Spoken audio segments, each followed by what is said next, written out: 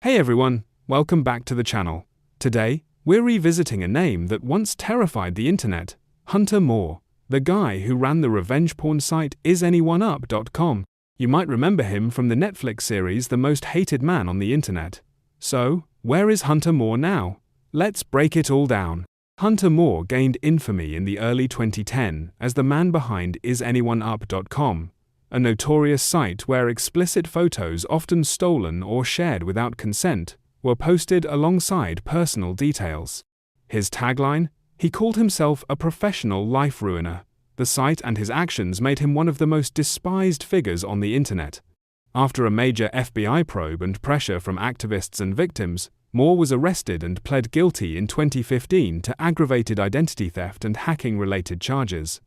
He was sentenced to 2.5 years behind bars, along with fines and restitution.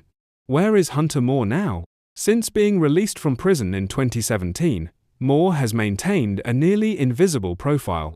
He slipped away from the limelight entirely, avoiding interviews including for the Netflix docuseries about his crimes.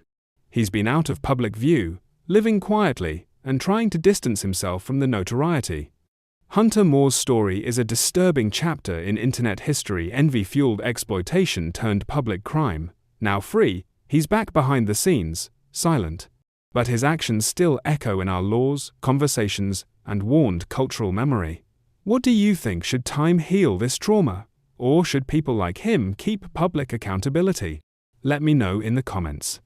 If this video hit hard for you, don't forget to like, subscribe, and ring that bell for more deep dives into real-life stories and how they continue to shape us. Until next time, stay aware and take care.